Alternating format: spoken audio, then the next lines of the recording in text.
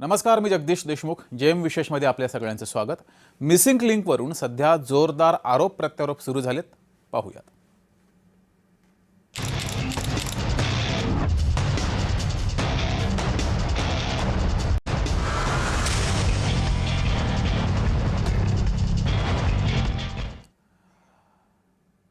मुंबई पुणे महामार्गावरील मिसिंग लिंकच्या कमानीचा काही भाग 6 जुलैला पहाटे पडला होता. त्यावरून विरोधकांनी सरकारवर जोरदार टीका केली. त्यांना मुख्यमंत्री देवेंद्र फडणवीस यांनी बुधवारी सभागृहामध्ये सडेतोड उत्तरही दिलं. हवं तर मला शिव्या द्या, पण महाराष्ट्राला बदनाम करू नका, असं फडणवीस म्हणाले. नेमक्या याच वाक्यावरून मनसे अध्यक्ष राज ठाकरे यांनी फडणवीसांवर टीका केली. तुमच्या सरकारवर टीकेचा अर्थ महाराष्ट्राला बदनाम करणं होत नाही, टीका होणारच, असं राज ठाकरे यांनी म्हटलंय. पाहूयात. ते असे सुरू पडले की जणू काही 7,000 कोटी पाण्यात गेले. जयंतराव, 18 तासामध्ये ट्रॅफिक सुरू झाला. यांच्या थोबाळावर टिचून. आणि सवाल हा नाही आहे, अरे देवेंद्र फडणवीसला शिव्या द्या, त्याला सवय आहे, शिव्या प्रूफ आहे मी. कारण जीवनात एकच गोष्ट शिकलो, आजपासून 10 वर्षांनी हे शिव्या देणारे दिसणार नाही, पण ती कनेक्टिंग लिंक असेल आणि देवेंद्र फडणवीसचं आणि एकनाथ शिंदेचं नाव असेल. पण माझा आक्षेप या गोष्टीला आहे, मला बदनाम करा पण महाराष्ट्राला बदनाम करू नका. मिसिंग लिंक वरती म्हणे ते काय कोसळला, खांब कोसळला आणि पाणी सगळीकडनं येतंय, त्याचं म्हणे राजकारण करू नका. अरे वा, त्याच्यावर बोललं की राजकारण.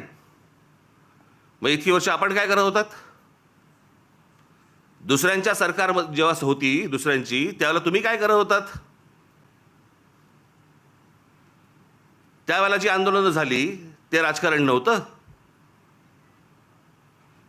स्वतःच्या अंगाशी आल्यावरती ते राजकारण, विरोधकांचं राजकारण, असं कसं होईल? आणि काय म्हणतायत म्हणे, एक वेळ मला बोला पण महाराष्ट्राचा अपमान मी सहन करणार नाही. वा रे वा, लोक त्या मिसिंग लिंक बद्दलच बोलतायत, महाराष्ट्राचा कुठे अपमान करतायत? तर फडणवीसांच्या आणखी एका वाक्यावर राज ठाकरेंनी आक्षेप घेतला. खोटी माहिती पसरवणाऱ्यांना पाहून घेऊ, असं फडणवीसांनी अबू आझमींना हिंदीत ते म्हणाले होते. त्यावरून राज ठाकरे यांनी फडणवीसांना जाब विचारलाय. आजमी साहब, हमारे जयंतराव जी ने सही बात कही. जिनको कुत्ता नहीं पहुंचता वो आजकल सोशल मीडिया पर आकर सबको गाली देते हैं, मुख्यमंत्री को भी गाली देते हैं. ऐसे कुछ भाड़े के टट्टे इस मिसिंग लिंक के बारे में भी पैसा ले लेकर सोशल मीडिया पर लिख रहे थे. उनको भी कह देना चाहता हूं, अगर महाराष्ट्र का अपमान करोगे छोड़ूंगा नहीं. आज खरं तर मुख्यमंत्र्यांनी ही गोष्ट सांगायला पाहिजे होती की बाबा मी त्याच्यामध्ये लक्ष घालतो आणि ज्यांनी चुका केल्या असतील त्यांच्यावरती मी इन्क्वायरी लावतो. ते राहिलं बाजूला. याच्यामध्ये जो राजकारण करेल त्याला मी बघून घेईन. बघून काय घेईन? सुसंस्कृत महाराष्ट्राचा मुख्यमंत्री आहे, विधानसभेमध्ये बघून घेईनची कुठची भाषा आली?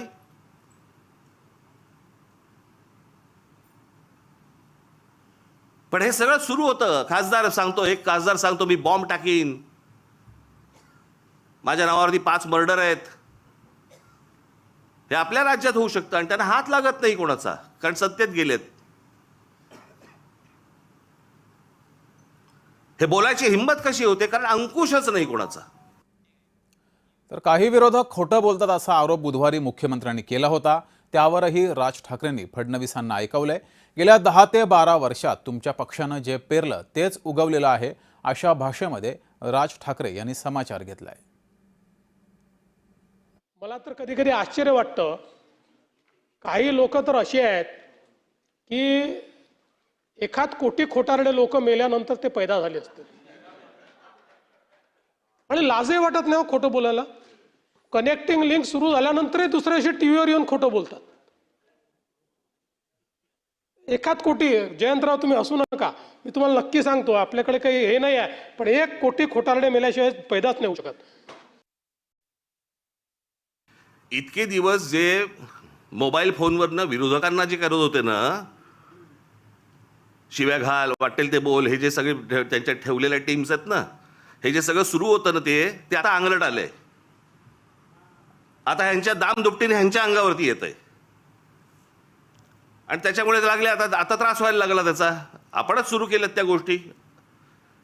गेल्या 10-12 वर्षातच या सगळ्या गोष्टी मोठ्या प्रमाणावरती सुरू झाल्या. विरोधकांना वाटेल ते बोलणं,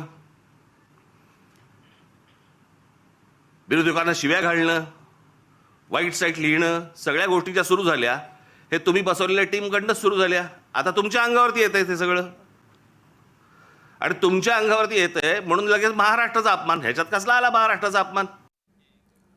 तर अयोध्येतील राम मंदिर ट्रस्टमधील कथित चोरी प्रकरणावरून देखील राज ठाकरेंनी भाजपावर निशाणा साधलाय. पण इथे नमूद करायला हवं की राम मंदिर न्यास आणि भाजप यांचा तांत्रिक किंवा कायदेशीररित्या काहीही संबंध नाही. पाहुयात राज ठाकरे नेमकं काय म्हणालेत. राम मंदिरामध्ये लोकांनी जे दानपेटीमध्ये टाकलं, जे श्रद्धेने त्या मंदिरासाठी दिलं, त्याची जर समजा चोरी होत असेल तर ह्याच्याबद्दल बोलणार नाही, बोलायचं नाही. आत्ता दुसऱ्यांचं कोणातरी सरकार असतं आणि राम मंदिरामध्ये चोरी झाली असती, भारतीय जनता पक्षाने काय केलं असतं, RSSने काय केलं असतं, विश्व हिंदू परिषदेने काय केलं असतं? मोर्चे काढले असते, सगळ्या गोष्टी केल्या असत्या. त्याच्यात नाही राजकारण. आता तुमची सत्ता आहे म्हणून विरोधकांनी केलं की त्याच्यामध्ये राजकारण आणू नका म्हणे.